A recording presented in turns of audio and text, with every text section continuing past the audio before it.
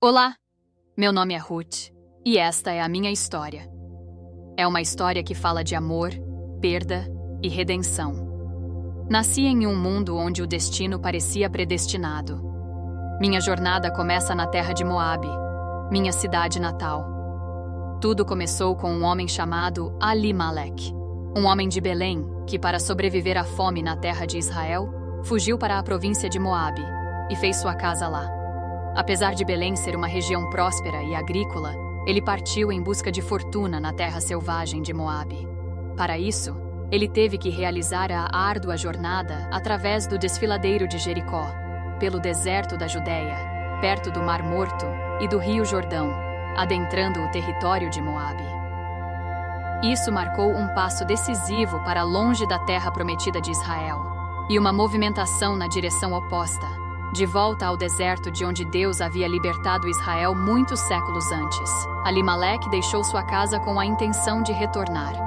O nome de sua esposa era Naomi, e os nomes de seus 2 filhos eram Malim e Quilian, habitantes de Belém, Judá. Após se mudarem para Moabe, Elimelec e sua família não encontraram uma vida mais fácil. Elimelec faleceu em breve, deixando sua esposa Naomi para cuidar dos 2 filhos, Malim e Quilian. Casei-me com Malim, e uma mulher chamada Orfa casou-se com Quilian. Após alguns anos juntos, meu marido também faleceu, e, infelizmente, Quilian, o irmão de meu marido, também nos deixou. Portanto, neste ponto, havia 3 viúvas sem filhos, Naomi, Orfa e eu. Ser uma viúva sem filhos naquele período de tempo significava pertencer a uma das classes mais desfavorecidas e desvantajosas, pois você não tinha ninguém para sustentá-la. Éramos forçadas a depender da bondade das pessoas à nossa volta, de completo estranhos para sobreviver em Moabe. Naomi não tinha família ou qualquer pessoa que pudesse ajudá-la. Era uma posição realmente perigosa. Naomi, que vivia na distante Moabe na época, soube que Deus estava realizando coisas maravilhosas em Israel. Ela desejava fazer parte das maravilhas que Deus estava fazendo. Tínhamos ouvido no país de Moabe que o Senhor havia visitado o seu povo, dando-lhes pão. Todos nós nos levantamos com Naomi para que ela pudesse retornar do país de Moabe. Isso a diferenciava de muitas outras pessoas. Muitos ouvem falar das boas coisas que Deus está fazendo e apenas desejam poder ter um pouco disso. Naomi poderia ter permanecido em Moabe para sempre, ansiando por uma vida diferente. Em vez disso, ela tomou medidas para receber as bênçãos de Deus. Antes de partir, Naomi nos disse: "Voltem, cada uma de vocês, para a casa de suas mães. Que o Senhor lhes mostre bondade, assim como vocês mostraram bondade aos seus maridos mortos e a mim.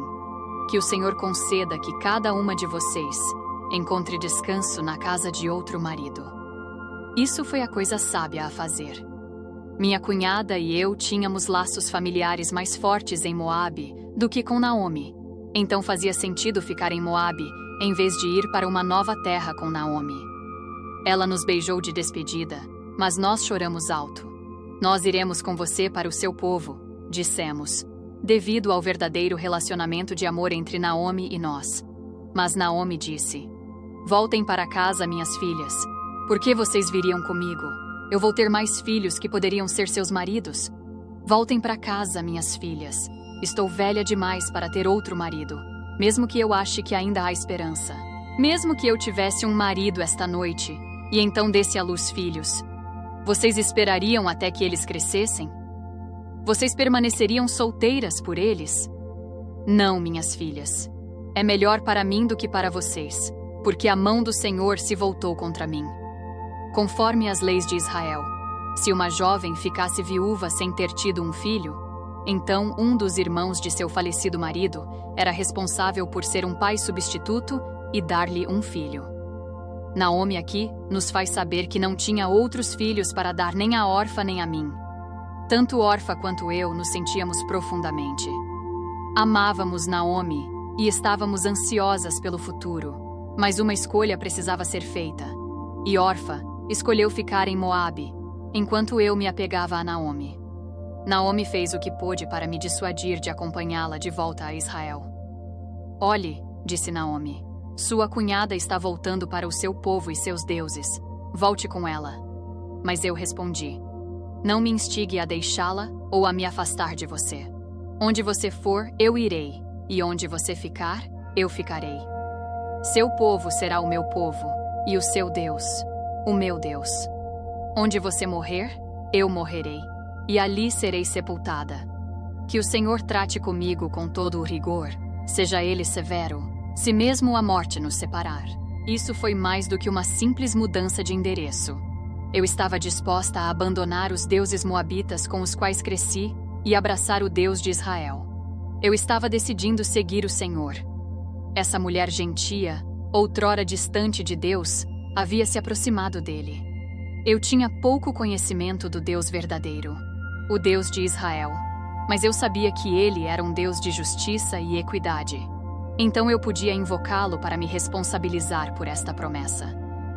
Comprometida com lealdade e devoção, permaneci ao lado de Naomi, lado a lado com minha amada Naomi, uma mulher cuja força e sabedoria pareciam transcender as adversidades que a vida lhe havia imposto. Enfrentamos juntas a dolorosa realidade da perda. O luto nos envolveu como um véu, ameaçando consumir nossos espíritos por completo. A jornada de Moabe a Belém foi longa, e a maior parte do percurso era morro acima. E aconteceu que, quando chegamos a Belém, toda a cidade ficou agitada por nossa causa. Belém era apenas uma grande aldeia, onde todos na vila conheciam uns aos outros e lembravam daqueles que haviam partido anos atrás. As mulheres se perguntaram umas às outras: esta é Naomi? Mas ela respondeu a elas, dizendo: não me chamem de Naomi, chamem-me de Mara, porque o Todo-Poderoso tem lidado comigo de maneira muito amarga. O significado do nome Naomi é pleasant, agradável, enquanto o significado do nome Mara é bitter, amarga. Essa foi a maneira de Naomi transmitir às pessoas de Belém o quão cruel tinha sido para ela ficar longe de Israel e do Deus de Israel. Em outras palavras, Naomi não estava fingindo. Não havia como ela voltar para casa e agir como se tudo estivesse bem para ser agradável. Ela iria contar como realmente era e dizer: aqui estou eu, e minha vida tem sido amarga. Naomi não tinha medo de reconhecer que Deus estava atuando em todas as suas desventuras. Ela estava bem ciente de que o desastre que a tinha atingido não era resultado do destino, acaso ou sorte cega. Como não podia saber como o plano de Deus se desdobraria, ela chegou à conclusão de que as catástrofes eram evidências do sofrimento de Deus. No entanto, ela tinha plena consciência de que havia um Deus nos céus que estava no controle. Apesar de todas essas circunstâncias amargas, Naomi não abrigou ressentimentos contra o Senhor. Assim, retornamos de Moabe e chegamos a Belém no início da colheita da cevada. Naomi voltou arrependida e sincera. Ela poderia facilmente ter se afundado em sua tristeza, se assim escolhesse. Tudo lhe havia sido tirado: seu marido, seus 2 filhos e uma nora. Ela havia perdido todos os tipos de bens materiais, e tudo o que lhe restara era uma nora, eu. Havia um membro da família de Elimeleque, um homem de grande riqueza. Seu nome era Boaz. Naomi tinha parentesco com este homem Boaz através de seu falecido marido. Boaz ficou na terra prometida enquanto o restante de sua família fugiu para Moabe durante a fome, e Deus o abençoou abundantemente. Boaz era um parente próximo, o que é uma palavra muito importante. O termo hebraico Goel, para se referir a Boaz como um Goel, ou parente próximo, significava que ele era mais do que apenas um parente. Isso indicava que ele era um porta-voz importante para a família e ocupava a posição de líder. Eu disse a Naomi: deixe-me ir aos campos e colher o grão que ficar para trás, atrás de alguém em cujos olhos eu encontre favor em Israel. Os agricultores eram instruídos por lei a não colher totalmente suas terras. Tinham a diretriz de cortar alguns cantos no processo de colheita e sempre deixar algo para trás. Além disso, se derrubassem acidentalmente um saco de grãos, eram instruídos a não pegá-lo, mas deixá-lo onde caísse. Isso fazia parte do sistema de assistência social em Israel. No programa que os agricultores ofereciam, eles eram instruídos a não colher completamente seus campos, para que aqueles que eram menos afortunados e necessitados pudessem vir e recolher o que fosse deixado para eles. Isso era uma maneira maravilhosa de ajudar, exigindo que os agricultores tivessem um coração generoso e comandando que as pessoas que viviam na pobreza fossem ativas e trabalhassem por sua comida. Uma maneira de prover para suas próprias necessidades com dignidade. Naomi me disse: "Vá em frente, minha filha." Então, saí, entrei em um campo e comecei a colher atrás dos ceifeiros.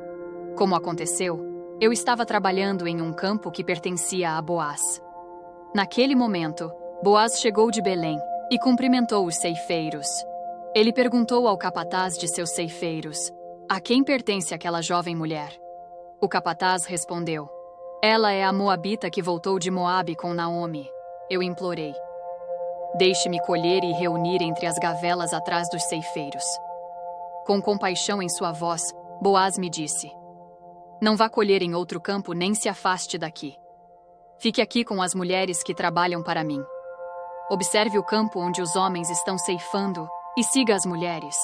Essas eram as trabalhadoras do campo de Boaz, que amarravam as hastes cortadas de grãos. Boaz me disse para ficar perto delas, para que eu fosse bem cuidada. No campo de Boaz, eu encontraria companheirismo entre as jovens mulheres, proteção e refrescamento quando estivesse com sede. A bondade de Boaz era maravilhosa. Ele ordenou aos homens que não colocassem a mão em mim e me disse para beber água da fonte sempre que eu quisesse. Então, eu me inclinei até o chão e perguntei: "Por que encontrei tanta graça aos seus olhos, a ponto de você notar uma estrangeira como eu?"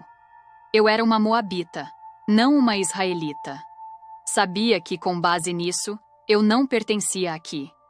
Isso tornou a bondade de Boaz para comigo ainda mais preciosa. Ele respondeu: "Fui informado de tudo o que você fez por sua sogra desde a morte de seu marido, e como você deixou seu pai e sua mãe e sua terra natal para vir viver com um povo que você não conhecia antes. Que o Senhor lhe recompense pelo que você fez. Que você seja ricamente recompensada pelo Senhor, o Deus de Israel, sob cujas asas você veio buscar refúgio." Minha história havia se espalhado pela cidade, como é comum em cidades pequenas, onde todos conhecem os negócios uns dos outros. Fiquei lisonjeada e disse: "Que eu continue a encontrar favor aos seus olhos, meu senhor. Você me tranquilizou ao falar gentilmente com sua serva, embora eu não tenha a posição de um de seus servos." Na hora da refeição, ele veio até mim e me deu um pouco de pão, mergulhando-o no vinagre de vinho. E quando me sentei com os ceifeiros, ele me ofereceu um pouco de grão torrado. Comi tudo o que queria e ainda sobrou. Quando me levantei para colher mais, Boaz deu ordens aos seus homens: "Deixem-na colher entre as gavelas e não a repreendam. Até retirem alguns feixes para ela dos feixes e deixem que ela colha, e não a censurem. Então colhe no campo até a noite." Depois, debulhei a cevada que tinha colhido e ficou o equivalente a cerca de 1 efa. Levei isso de volta para a cidade, e Naomi viu o quanto eu tinha colhido. Minha sogra perguntou: "Onde você colheu hoje? Em que campo trabalhou?" Eu respondi: "Bendito seja o homem que prestou atenção em mim. O nome do homem com quem trabalhei hoje é Boaz." Ela apontou que Boaz era um parente próximo, um dos nossos redentores guardiões. Naomi me encorajou a ficar perto das mulheres que trabalhavam para ele, porque em outro campo eu poderia estar em perigo. Assim, permaneci perto das mulheres de Boaz para colher até que a colheita de cevada e trigo fosse concluída. Mas um dia, Naomi me disse: "Minha filha, preciso encontrar um lar para você, onde você seja bem cuidada. Agora, Boaz, com cujas mulheres você trabalhou, é um parente nosso. Esta noite, ele estará separando a cevada na eira. Lave-se, ponha perfume e vista suas melhores roupas. Depois, vá até a eira, mas não deixe que ele saiba que você está lá até que ele tenha terminado de comer e beber. Quando ele se deitar, observe o lugar onde ele está deitado.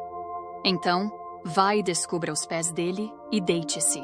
Ele lhe dirá o que fazer. Eu declarei: farei o que você disser.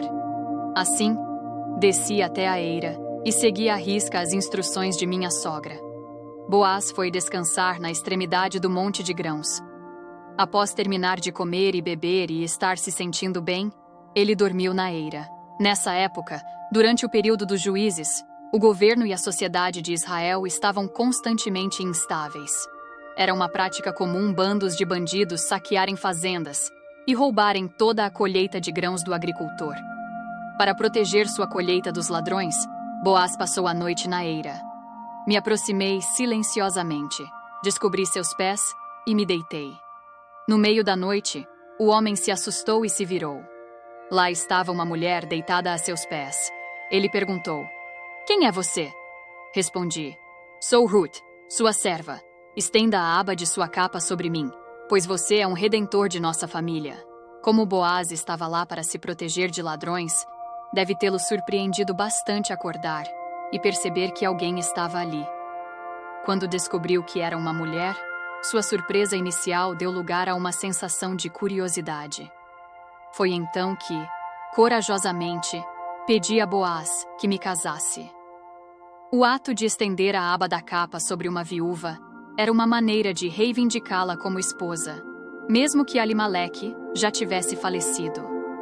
Ele tinha o direito de ter seu nome de família preservado, e Boaz, em seu papel de redentor, era responsável por cumprir esse direito em nome de Elimeleque. Isso só poderia acontecer se Boaz e eu nos casássemos. Busquei meus direitos de maneira ousada, mas humilde e apropriada, de acordo com as tradições da época. Boaz respondeu: "Que o Senhor a abençoe, minha filha. Este ato de bondade é ainda maior do que o que você mostrou anteriormente. Você não correu atrás dos homens mais jovens, ricos ou pobres. E agora, minha filha, não tenha medo. Farei por você tudo o que pedir. Toda a minha cidade sabe que você é uma mulher de caráter nobre." Boaz continuou: "Embora seja verdade que eu sou um redentor de nossa família, há outro que é mais próximo do que eu. Fique aqui para a noite, e pela manhã, se o outro estiver disposto a cumprir seu dever como redentor, ótimo. Mas, se ele não estiver disposto, juro pelo Senhor que farei por você tudo o que pedir." Então, me deitei aos pés de Boaz até de manhã, mas me levantei antes que alguém pudesse ser reconhecido. Ele disse: "Ninguém deve saber que uma mulher veio à eira." Boaz então disse: "Traga-me o manto que está usando e estenda-o." Quando fiz isso, ele derramou 6 medidas de cevada e as colocou sobre mim. Depois ele foi para a cidade. Quando cheguei a Naomi, ela perguntou: "Como foi, minha filha?" Eu contei a ela tudo o que Boaz tinha feito por mim e acrescentei: "Ele me deu estas 6 medidas de cevada, dizendo para eu não voltar para você de mãos vazias." Então, Naomi me disse para esperar até descobrirmos o que aconteceria, porque Boaz não descansaria até que o assunto fosse resolvido. Boaz foi até o portão da cidade e ficou lá, assim como o redentor de quem ele havia falado. Os cidadãos mais respeitados e nobres da cidade costumavam ser encontrados no portão da cidade. Era uma espécie de tribunal ao ar livre, onde os assuntos judiciais eram resolvidos pelos anciãos e por aqueles que haviam conquistado a confiança e o respeito do povo. Era um lugar para negócios e também um local de reuniões públicas. Boaz pegou 10 anciãos da cidade e falou com o Redentor, mencionando que eu estava vendendo a parcela de terra que pertencia a Elimeleque. A responsabilidade do Goel, também conhecido como o Redentor Parente em Israel, incluía mais do que apenas a necessidade de manter vivo o nome da família de seu irmão. Também envolvia manter a terra alocada aos membros do clã dentro do clã. Quando Israel entrou na terra prometida nos dias de Josué, a terra foi dividida entre as tribos e, em seguida, entre os grupos familiares. Deus pretendia que a terra permanecesse dentro do clã. Portanto, a terra não poderia ser vendida permanentemente. A cada 50 anos, ela tinha que ser devolvida ao grupo familiar original. No entanto, 50 anos é um longo período de tempo. É por isso que Deus estabeleceu o sistema do redentor parente, para que, mesmo se a terra fosse vendida, pudesse ser recomprada e recuperada pela família original. Era a obrigação do redentor parente preservar as pessoas, a propriedade e a posteridade das famílias maiores. E todos esses deveres estavam interligados. Quando Boaz abordou o parente mais próximo sobre a questão, ele inicialmente a apresentou como uma disputa sobre propriedade, algo que qualquer pessoa estaria interessada em ouvir. Qualquer um gostaria de comprar de volta uma propriedade e mantê-la com o nome da família, mantendo-a para si mesmo. Boaz propôs que o redentor parente a comprasse na presença das pessoas que estavam sentadas lá, bem como diante dos anciãos do povo. Ele disse: "Se você quiser redimir, redima. Mas se não quiser, diga-me, para que eu saiba. Pois ninguém tem o direito de redimi-la além de você, e eu estou em segundo lugar na fila." Em resposta a isso, o redentor parente declarou: "Então, não posso redimir, pois poderia colocar minha própria propriedade em risco. Redima a você mesmo, pois não posso fazê-lo."